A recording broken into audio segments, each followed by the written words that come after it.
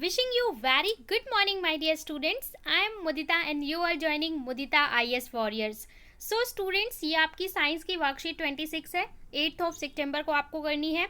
Metal and non metal chemistry का आपका chapter 3 start हो रहा है. इससे पहले चैप्टर 1 एंड 2 हम कंप्लीट कर चुके हैं. सो चलिए देख लेते हैं metal and non metal. Elements can be classified as metal and non metal on the basis of their property.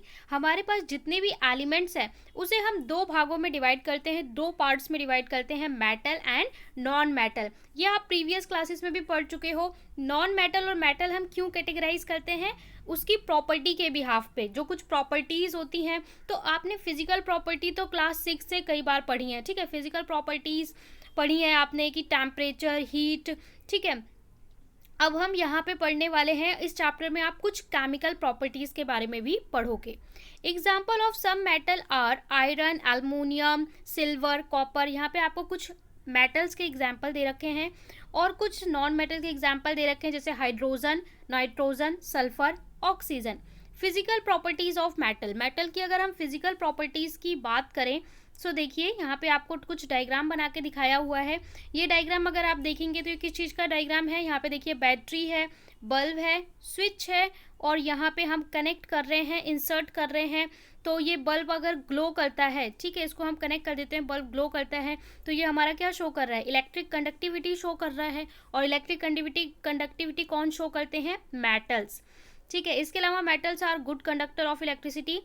ये सारा कुछ आपको दिखाया गया है. ये टेबल है, ये कुछ नया नहीं है, ये सब आप पढ़ के आए हो क्लास 9th में, क्लास 8th में. मेटल की जो physical property metal non metal की होती है, लस्टर, हार्डनेस, स्टेट, ठीक है, malleability, ductility, conductivity, density, sonorous, ये सारी प्रॉपर्टी आप पहले से ही पढ़ के आए हुए हो. यहाँ पे जस्ट आपको ब्रशअप करना है. और इसके बाद इस चैप्टर में जो आप नया पढ़ोगे वो पढ़ोगे केमिकल प्रॉपर्टी. केमिकल प्रॉपर्टी कि जब आप उसे हीट करते हो, केमिकल्स के साथ ऐड करते हो, है ना, ये सारी चीज़ें हम पढ़ेंगे और कुछ अदर प्रॉपर्टी भी डिस्कस करेंगे. तो चलिए फटाफट से इसको रिवाइज कर लेते हैं. लस्टर का मतलब होता है मेटल्स जो होते हैं उनकी सरफेस शाइनिंग होती है, बट जो नॉन मेटल होते हैं उनकी सरफेस शाइनिंग नहीं होती, ठीक है. एक्सेप्शन केस दिया हुआ है. एक्सेप्शन में क्या होता है? एक्सेप्शन का मतलब होता है कि आमतौर पे जो नॉन मेटल होते हैं वो शाइनिंग नहीं होते, लेकिन आयोडीन जो है वो होता है. इसके बाद hardness. They are generally hard. तो जो हमारे मेटल्स होते हैं वो जनरली हार्ड होते हैं. केवल दो ऐसे मेटल होते हैं जो हार्ड नहीं होते, जिनका नाम हमारा क्या होता है? Sodium, lithium, potassium, which are soft and can be cut with knife. Sodium और पोटेशियम, ये क्वेश्चन आपने पहले भी किया होगा कि ये सॉफ्ट होते हैं, इतने सॉफ्ट होते हैं कि आप इसे नाइफ से, चाकू से भी कट कर सकते हो. वैसे जनरली हमारे मेटल्स कैसे होते हैं? हार्ड होते हैं. और हमारे जो नॉन मेटल होते हैं वो जनरली क्या होते हैं? जनरली सॉफ्ट, ठीक है, soft except diamond. Non metal हमारे कैसे होते हैं? सॉफ्ट होते हैं, लेकिन बस इनका एक नॉन मेटल है डायमंड, जो कि क्या होता है? हार्ड होता है. स्टेट की बात करें, स्टेट मतलब आपका जो स्टेट ऑफ मैटर आपने पढ़ा है, सॉलिड, लिक्विड, गैस, 3 स्टेट होती है. तो मेटल्स हमारे कैसे एग्जिस्ट करते हैं? सॉलिड फॉर्म में एग्जिस्ट करते हैं. बट जो हमारा मरकरी है ये एक मेटल है. मरकरी का सिंबल आपको याद होना चाहिए, Hg होता है. और ये लिक्विड होता है रूम टेम्परेचर पे. मेटल्स ज़्यादातर सॉलिड होते हैं, बट हमारा मेटल मरकरी जो है वो लिक्विड होता है. इसके बाद है एग्जिस्ट अ सॉलिड और गैस एक्सेप्ट ब्रोमीन. ये हमारे एग्जिस्ट करते हैं सॉलिड और गैस की फॉर्म में, लेकिन ब्रोमीन एक नॉन मेटल है बट वो लिक्विड की फॉर्म में. तो आपसे पता है क्या क्वेश्चन पूछेगा? डायरेक्ट जो प्रॉपर्टी होती है वो नहीं पूछता, एक्सेप्शन पूछता है. एक्सेप्शन का मतलब कि आमतौर पे ऐसा होता है, लेकिन एक आध कोई ये होता है ना कि एक मेटल ये ऐसा नहीं. जैसे हमारे मेटल हार्ड है पर सॉफ्ट, सोडियम, पोटेशियम, तो आपसे पूछेगा मेटल्स आर हार्ड, ठीक है, बट वो मेटल का नाम बताइए जो सॉफ्ट होता है, या वो मेटल का नाम बताइए जो लिक्विड होता है रूम टेम्परेचर पे. तो जो एक्सेप्शन केस है ना, वही क्वेश्चन को पूछा जाता है सीबीएसई की तरफ से. मेलिएबिलिटी का मतलब आप सभी जानते हैं कि आप थिन शीट्स में कन्वर्ट कर सकते हैं किसी सब्सटेंस को, और मेटल्स हमारे मेलिएबल होते हैं. नॉन मेटल हमारे नॉन मेलिएबल होते हैं, इन्हें हम नहीं कन्वर्ट कर सकते. डक्टिलिटी का मतलब होता है कि आप वायर्स बना सकते हो, मेटल को कन्वर्ट कर सकते हो, ड्रॉन इनटू वायर, जबकि नॉन मेटल को आप नहीं कर सकते. Conductor of heat and electricity. Heat इसमें से ट्रेवल करती है. Metal are generally good conductor of heat and electricity except lead, P B और मरकरी, यानी कि लेड और मरकरी हमारे गुड कंडक्टर नहीं होते, बट दे आर मेटल. इसके अलावा आपको यहाँ पे भी बता रखा है नॉन मेटल जनरली हमारे पुअर कंडक्टर होते हैं, लेकिन एक नॉन मेटल होता है जो हमारा गुड कंडक्टर है, ग्रेफाइट। ग्रेफाइट आप सभी ने देखा होगा, जो पेंसिल की नोक होती है वो ग्रेफाइट की बनी होती है, ठीक है, जो स्लाइड कलर का ग्रे कलर की जिससे आप लिखते हो। इसके बाद डेंसिटी की बात करें, generally have high density and high melting point. High density का मतलब होता है इसके जो पार्टिकल्स हैं बहुत वेरी क्लोज होंगे। डेंसिटी का मतलब होता है पर यूनिट एरिया पे आपके कितने पार्टिकल हैं, तो डेंसिटी बहुत ही डेंस होते हैं और हाई मेल्टिंग पॉइंट होती है। देखिए आपके पास कोई सब्सटेंस है, इसके पार्टिकल जितने ज़्यादा क्लोज होंगे, जितने ज़्यादा डेंस होंगे, उनको तोड़ने के लिए आपको उतना ज़्यादा फोर्स लगाना पड़ेगा, है ना। जैसे कि बहुत ज़्यादा बहुत पास है पार्टिकल, तो मेल्टिंग पॉइंट उतना ज़्यादा ही आपको फोर्स लगाना पड़ेगा, इसलिए मेल्टिंग पॉइंट भी हाई होगा।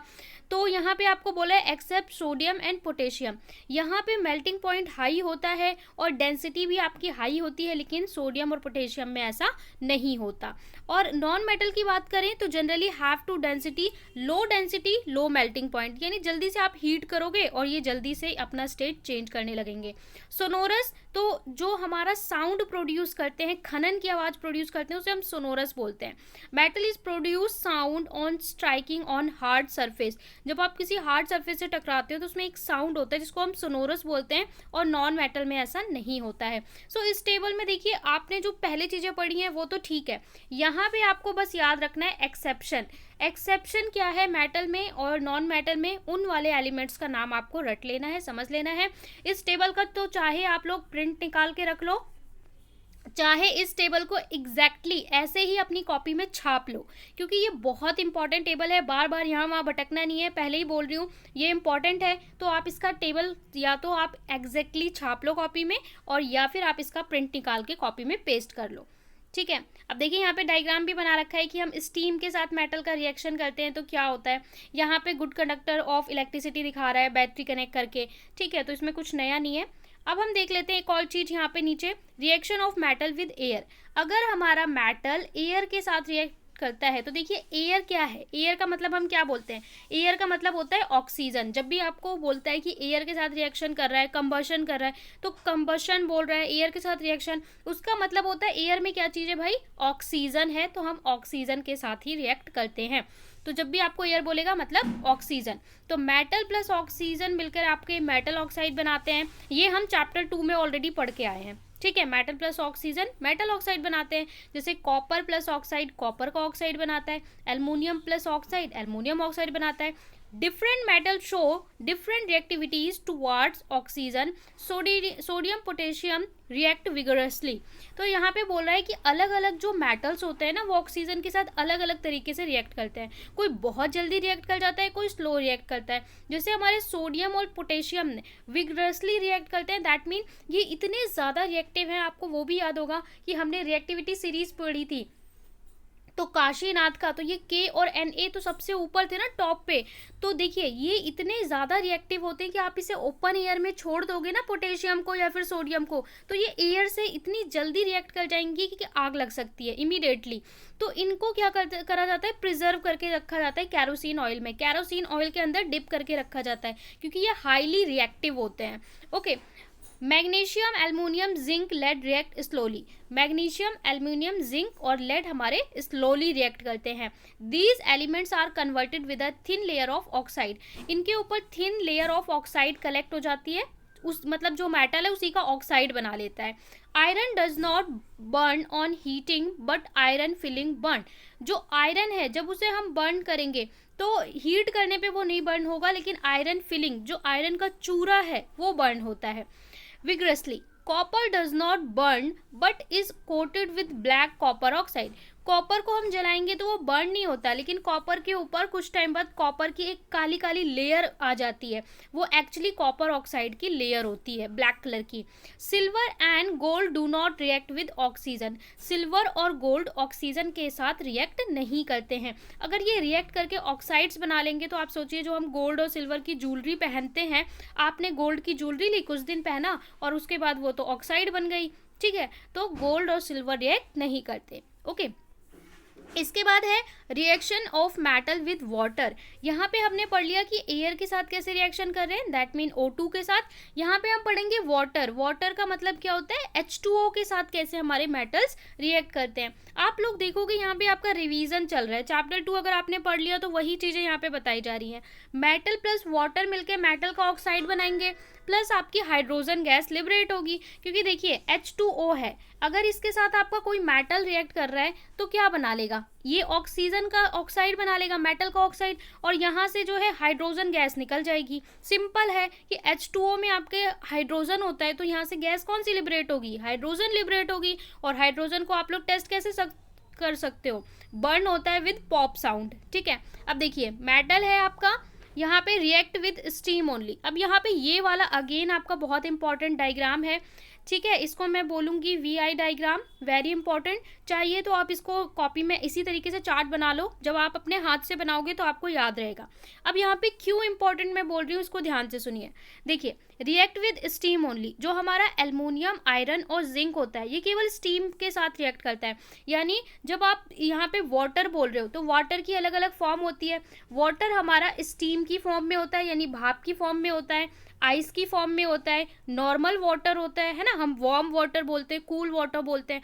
तो कुछ मेटल अलग अलग तरीके से रिएक्ट करते हैं, कोई स्टीम के साथ, भाप के साथ रिएक्ट कर जाता है, पर कोल्ड वाटर के साथ नहीं रिएक्ट करता, कोई है कोल्ड वाटर के साथ भी रिएक्ट कर जाता है। सो आपको याद रखना है कौन सा मेटल किसके साथ रिएक्ट करता है। एग्जाम में पूछेगा कि ये हमारा हॉट वाटर के साथ रिएक्ट करता है या नॉर्मल वाटर के साथ रिएक्ट करता है, सो आपको पता होना चाहिए। और यहाँ पे आपको नोट बना के दे रखा है। एल्युमिनियम, आयरन, जिंक आपका कैसे रिएक्ट करते हैं, स्टीम वाटर के साथ ओनली। ठीक है, स्टीम यानी कि भाप के साथ। और रिएक्ट विद कोल्ड, जो हमारे सोडियम, पोटेशियम और कैल्शियम है, ये कोल्ड वाटर के साथ रिएक्ट कर जाएंगे, क्योंकि आपको पता है सोडियम और पोटेशियम रिएक्टिविटी सीरीज में टॉप पे होते हैं। ये एयर में भी इमीडिएटली रिएक्ट कर जाते हैं, वाटर के साथ भी इमीडिएटली रिएक्ट कर जाते हैं। नो रिएक्शन विद वाटर, तो ये आपको रखना है लेड, कॉपर, सिल्वर, गोल्ड। तो देखिए इसका भी आपको ध्यान रखना है कि वाटर के साथ कौन से मेटल रिएक्ट नहीं करते। तो एक तो आप ये दोनों तो याद रख लोगे, गोल्ड और सिल्वर नहीं रिएक्ट करते, क्योंकि गोल्ड और सिल्वर की ज्वेलरी होती है। थोड़ा सा आप लॉजिक लगाओगे कि अगर ये रिएक्ट कर जाएंगे पानी के साथ, ठीक है, और पानी के साथ रिएक्ट करके ये ऑक्साइड बनाएंगे, फिर तो आप जैसे ही ज्वेलरी पहनी और जैसे ही नहाया वो तो ऑक्साइड बना लेगा, हाइड्रोजन गैस नहाते नहाते लिबरेट होने लगेगी। ठीक है, तो ये आपको लॉजिक लगा के पता चल जाएगा कि गोल्ड और सिल्वर तो नहीं लगते। और इसी के साथ लेड और कॉपर, तो आपको ऐसे भी ध्यान रखना है कि कॉपर हमारा रिएक्टिविटी सीरीज में नीचे आता है, वो एसिड्स के साथ नहीं रिएक्ट कर पाता, तो पानी के साथ क्या रिएक्ट करेगा। ठीक है, और लेड, तो इन चारों को याद रखना है कि ये रिएक्शन नहीं करते हैं। इसके बाद देखिए यहाँ पे calcium, magnesium, floor on reacting with water. So calcium और ऑक्सीजन हमारे float on reacting with water, water के साथ रिएक्ट करते हैं तो फ्लोट करते हैं। ठीक है, और यहाँ पे बोल रखा है react with hot water. Magnesium आपका हॉट वाटर के साथ रिएक्ट करता है। तो सारे चीज हो गए कि स्टीम के साथ कौन रिएक्ट करेगा, aluminium, iron, zinc, cold water के साथ सोडियम, पोटेशियम, कैल्शियम, मैग्नीशियम करेगा हॉट वाटर के साथ, गर्म पानी के साथ रिएक्ट करेगा। अब आपसे क्वेश्चन दे दिया कि हम मैग्नीशियम को रिएक्ट कर रहे हैं ठंडे पानी से, आपसे क्वेश्चन MCQ कैसे बना के देगा कि हम मैग्नीशियम को रिएक्ट कर रहे हैं मैग्नीशियम प्लस कोल्ड वाटर। सो यहाँ पे क्या होगा, ऑब्जर्वेशन बताइए, नो रिएक्शन। ठीक है, reaction, heat, hydrogen gas is liberated, इस तरीके से तो आप बोलोगे नो रिएक्शन, क्योंकि ये किसके साथ रिएक्ट करेगा, केवल हॉट वाटर के साथ। इससे पता नहीं कितने क्वेश्चन बनाए जा सकते हैं, इसलिए आप लोग इसको ध्यान से समझ लो। मैग्नीशियम केवल गर्म पानी के साथ रिएक्ट करेगा, ये बिल्कुल ठंडे पानी के साथ sodium, potassium. Aluminium, iron, zinc हमारा स्टीम के साथ करेगा। सिल्वर, गोल्ड, लेड और कॉपर हमारा नहीं रिएक्ट करेगा, और कैल्शियम और मैग्नीशियम हमारे फ्लोट करेंगे। अब यहाँ पे आपको कुछ एग्जाम्पल्स दे रखे हैं।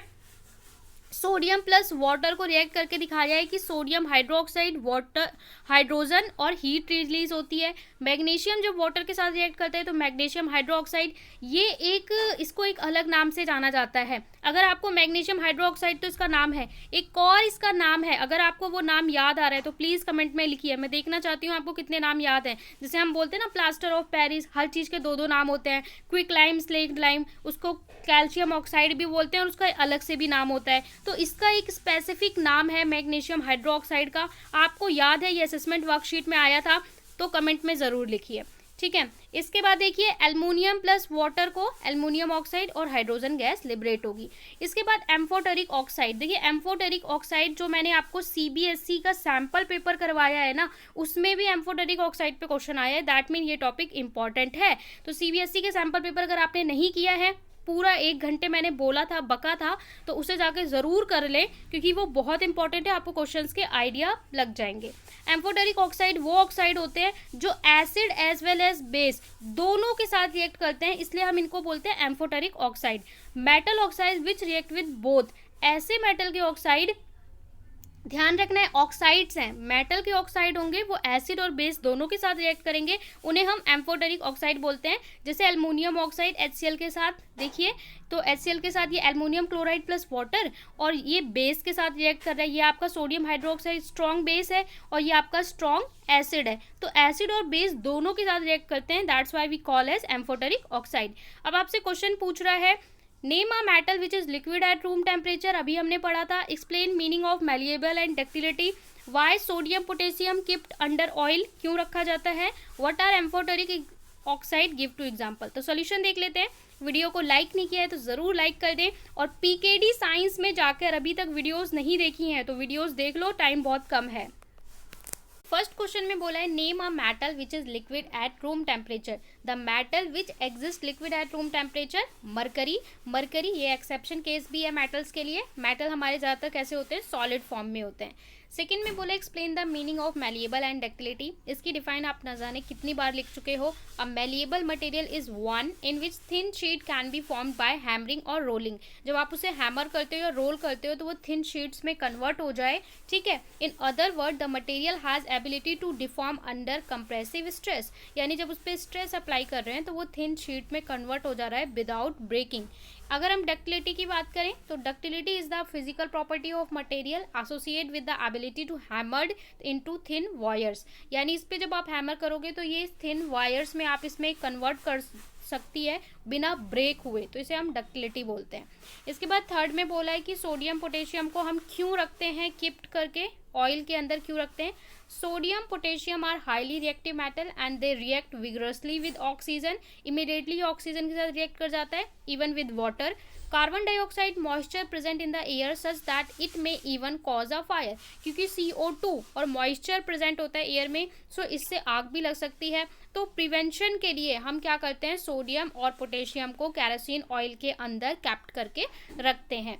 इसके बाद फोर्थ में हमसे पूछा है कि एम्फोटेरिक ऑक्साइड क्या होते हैं, एग्जाम्पल्स देने हैं। Amphoteric oxide react with both acid and alkalis, यानी एसिड और base, form salt and water. यहाँ पे एग्जाम्पल दे रखा है जिंक और एल्युमिनियम के ऑक्साइड की आप रिएक्शन लिख सकते हो। एल्युमिनियम ऑक्साइड जब HCl के साथ रिएक्ट करेगा तो एल्युमिनियम क्लोराइड, एल्युमिनियम का सॉल्ट बना रहा है वाटर, और जब ये बेस के साथ रिएक्ट कर रहा है तो आपकी ये रिएक्शन है। कंप्लीट क्वेश्चंस थे, आई होप आपको समझ में आ गया हो। तो चैनल को ज़रूर सब्सक्राइब कर लें, बेल आइकन को प्रेस करके ऑल करना है, और आपको एक एम्फोटेरिक ऑक्साइड का एग्जाम्पल लिखना है, एक एम्फोटेरिक ऑक्साइड का example in the sense reaction लिखनी है कमेंट में।